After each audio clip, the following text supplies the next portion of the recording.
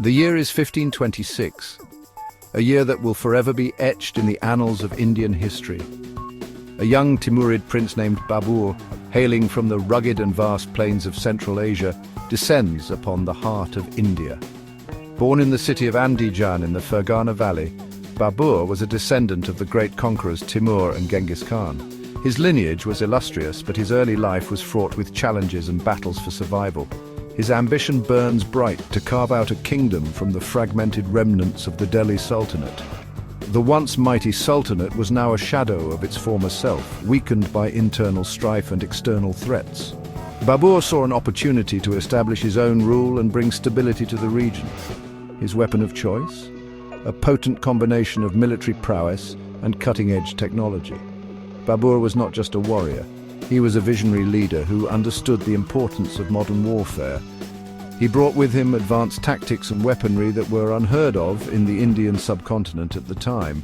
Babur's army, though outnumbered, boasts a crucial advantage: gunpowder.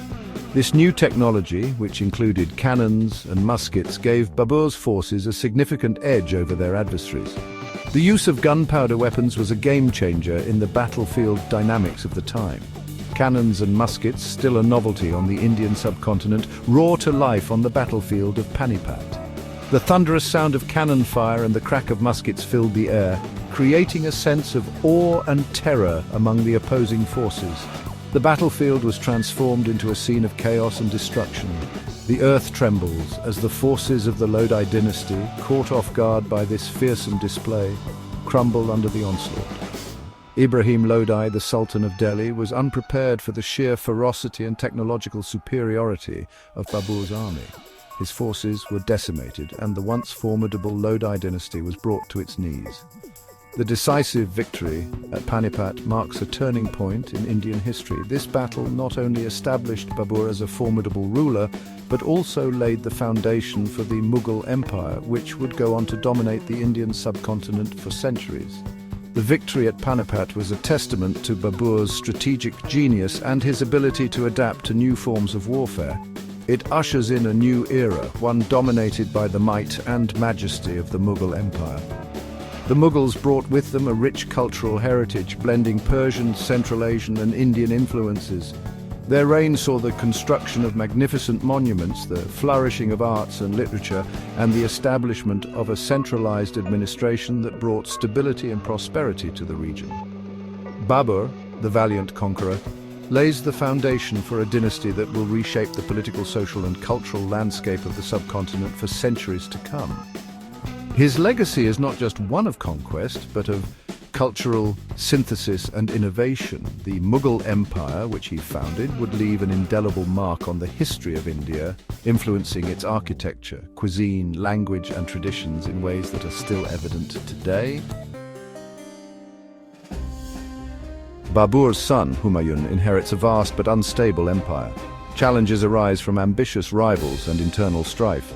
Shah Suri, a formidable Afghan chieftain, emerges as a potent threat, wresting control of Delhi and forcing Humayun into exile. The Mughal Empire, still in its infancy, teeters on the brink of collapse. Humayun, however, refuses to relinquish his birthright. He spends years in exile, seeking alliances and rebuilding his strength. In 1555, he returns to India, his resolve hardened by adversity. Humayun's triumphant return is short-lived. He dies in a tragic accident, leaving his young son Akbar to inherit the mantle of leadership. Despite the turmoil that marked Humayun's reign, his perseverance ensures the survival of the Mughal dynasty. The stage is set for his son Akbar to usher in a golden age of Mughal rule. Akbar ascends the throne at the tender age of 13. It was a time of great uncertainty and turmoil. The Mughal Empire, though powerful, was still in its nascent stages, and the young emperor faced numerous challenges from both within and outside his kingdom. The weight of the crown was heavy, but Akbar, even at such a tender age, showed signs of the greatness that was to come. Guided by his regent, Bayram Khan, he quickly proves himself to be a shrewd and ambitious ruler. Bayram Khan, a seasoned warrior and statesman, played a pivotal role in shaping the early years of Akbar's reign. Under his mentorship, Akbar learned the intricacies of statecraft, military strategy and diplomacy. Together they navigated the treacherous waters of Mughal politics, quelling rebellions and consolidating power. Akbar understands that the key to a lasting empire lies not just in military might, but also in wise governance and strategic alliances. He recognized the importance of building a strong administrative framework, one that could sustain the vast territories under his control. Akbar's court became a melting pot of ideas, where scholars, poets, and statesmen from different parts of the world came together to contribute to the empire's growth. He embarks on a series of military campaigns, expanding the Mughal Empire's borders far and wide.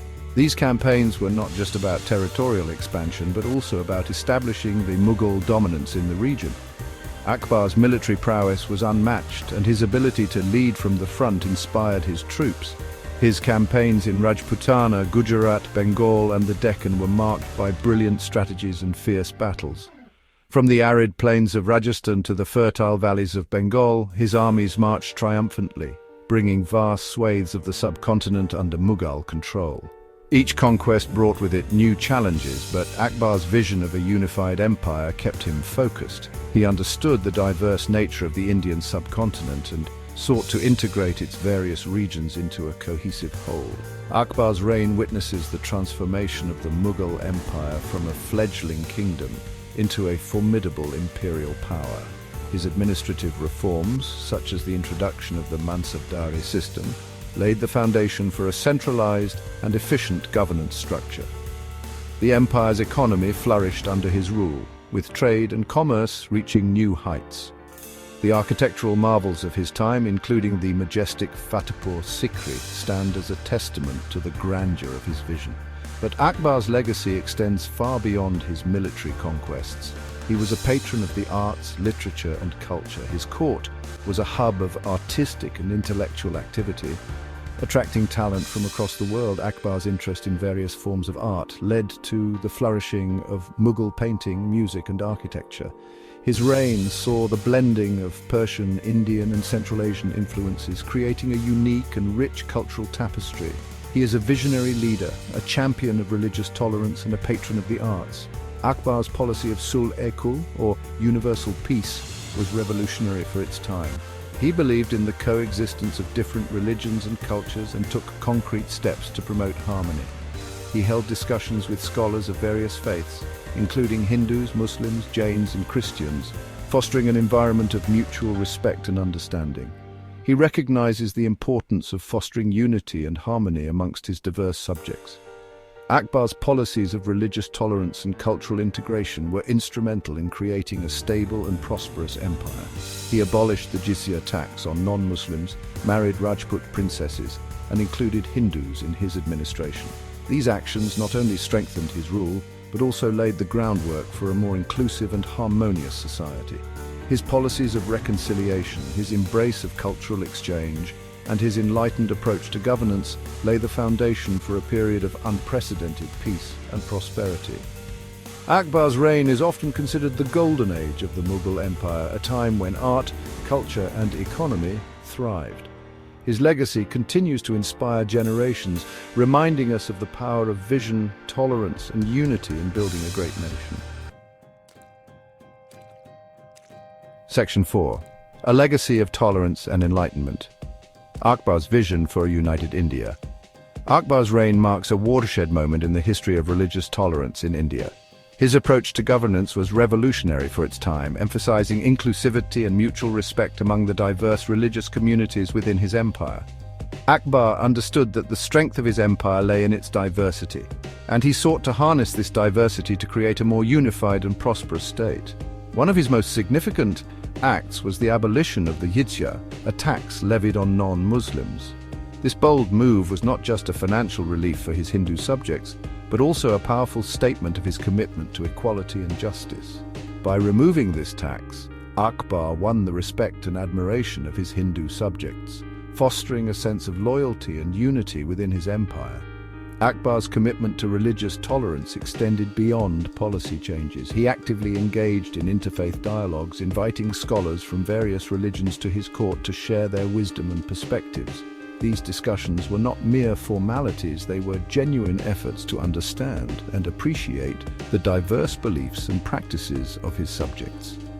Akbar believed that by fostering a culture of dialogue and understanding, he could create a more harmonious and stable society.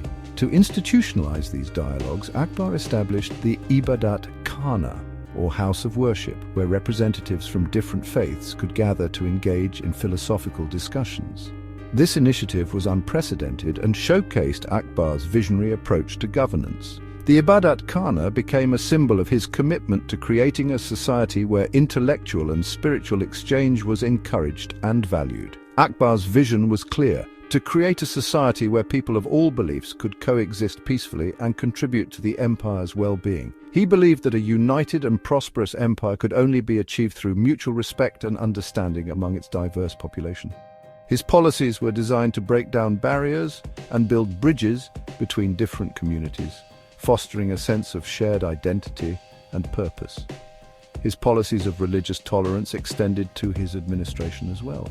Akbar understood that true unity could only be achieved if it was reflected in the governance of the empire. He appointed Hindus to high-ranking positions, breaking away from the tradition of reserving key posts for Muslims. This inclusive approach not only strengthened his administration but also sent a powerful message of equality and meritocracy. By appointing Hindus to high-ranking positions, Akbar ensured that his administration was representative of the empire's diverse population. This move was not just symbolic, it had practical implications for the governance of the empire. It allowed for a more inclusive and effective administration, as officials from different backgrounds brought their unique perspectives and expertise to the table. Akbar's reign witnessed the emergence of a truly cosmopolitan court, a melting pot of cultures, languages, and religious practices. This cosmopolitanism was not just a reflection of the diversity of his subjects, but also a testament to Akbar's vision of a united and harmonious empire. His court became a center of cultural and intellectual exchange, where ideas and traditions from different parts of the world were celebrated and integrated into the fabric of the empire. Section 5. The reign of Jahangir: art, opulence, and imperial expansion. Jahangir, Akbar's son, inherits a vast and prosperous empire. A connoisseur of art and beauty, he presides over a court renowned for its opulence and grandeur. Jahangir's reign witnesses the flourishing of Mughal art and architecture. Miniature paintings, renowned for their exquisite detail and vibrant colors, reach new heights of sophistication. Jahangir himself is a keen patron of the arts, commissioning lavishly illustrated manuscripts and supporting a coterie of talented artists. While Jahangir's passion for art is well documented, he also proves to be an able administrator and a shrewd strategist. He continues his father's policy of territorial expansion, bringing new regions under Mughal control. His reign, marked by a unique blend of artistic brilliance and imperial ambition, further solidifies the Mughal Empire's position as a dominant force in the Indian subcontinent.